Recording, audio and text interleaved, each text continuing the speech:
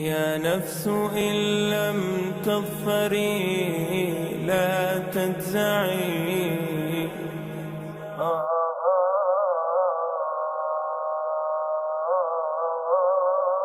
الله نام است با کی؟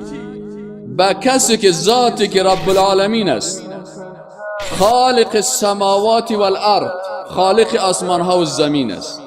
یحیی و یمیت و هو رب کل شیء و ملیکه، پروردگار همه و مالک همه است الله. دوم، الله نام است بر معبود به حق. چرا؟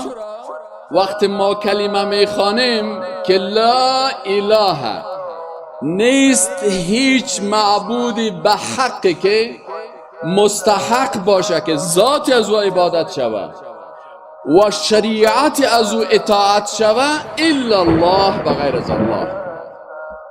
پس تمام معبودای دیگی که هست اونا معبودای باطل هستن.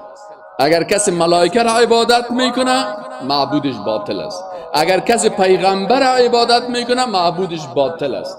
اگر کسی نبات یا درخت یا آفتاب یا مهتاب یا پیر یا ولی را یا انسان یا حیوان عبادت میکنه، تمام از اینا معبودای باطل هستن. لا اله. از این خاطر انسان مسلمان اولین کلمه که با الله تعهد میکنه امی هست که تمام معبودای باطل اول رد میکنه. لا اله، نیست هیچ کسی، هیچ پیغمبره، هیچ ملائکه، هیچ شخصیت بزرگ، هیچ درخت، هیچ بت، هیچ نبات، هیچ آفتاب، هیچ مهتاب، هیچ جن، هیچ مخلوق مستحق از این است که عبادت شود ذاتش و اطاعت از شریعتش شود الا الله، بغیر از الله میتونه. علامه رازی میگه الله، پرسانش کردن ما معنی الله. علامه رازی یکی از مفسرین بزرگ اسلام است. این میگه الله معناه انه الذي يستحق العباده، او ذاتی هست که مستحق عبادت است، بنابراین دیگران مستحق عبادت نیستند. و استحقاق العبادة لا يكون الا لمن يكون مستقلا بالایجاد والابداع. عبادت برای کسی میشه که او ایجاد کرده، ای آسمان ها را خلق کرده، ای زمین خلق کرده، ای بشر خلق کرده، ای مخلوقات خلق کرده. سومین نقطه که ما و شما باید این قسمت بفهمیم که الله نام است که تمامی اسماء و صفات الله دو خلاصه شد. وقتی شما یک مرتبه میگین که یا الله،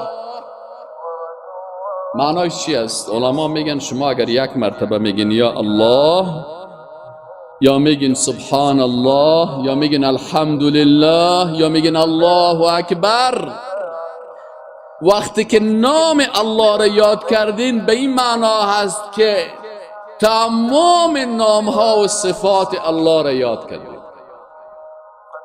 وقتی گفتی یا الله به این معنا است که گفتی یا رحمان، یا رحیم، یا قدوس، یا ستیر، تمام اسما و صفات الله که ما و شما میفهمیم که در حدیث شریف آمده که نامهای الله را اما نمیفهمیم کلشن. 99 تاش در قرآن و سنت ذکر شده، اما رسول الله صلی الله علیه و سلم گفته هست که اونجا نامهای دیگی از الله هست که او را در علم غیب خود حفظ کرده. نامهای دیگی الله هست که او را به بعضی از مخلوقات خود گفته هست، برای ما و شما نگفتن، شاید بر ملائکه و پیغمبرای دیگر.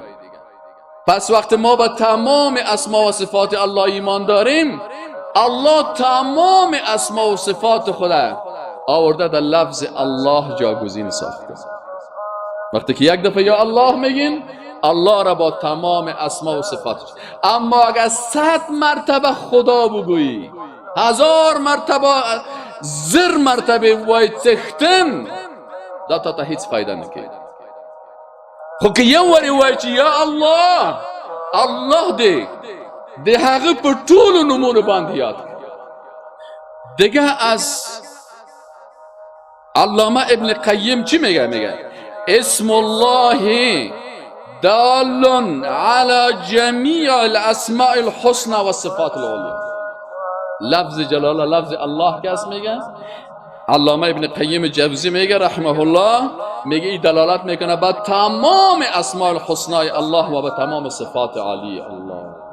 سعی کنید الله به اساس رحمت خود، بسیاری کسان میگه من بی سواد هستم، من علمیت ندارم، من زیاد نامای الله را کلش نمیفهمم، برش گفته میشه که اگر تو یک مرتبه به اساس رحمتش شاید علما بتونه کل نامهای الله را ذکر بکنه و تو نتانی کل اسمای الله را ذکر بکنی، الله متعال به اساس رحمت خود دم یک نام خود تمام اسما و صفات خود جاگزین کرد تا تو انسانی که علمیت بیشتر نداری از تمام الله را با تمام اسما و صفاتش یاد بکنی.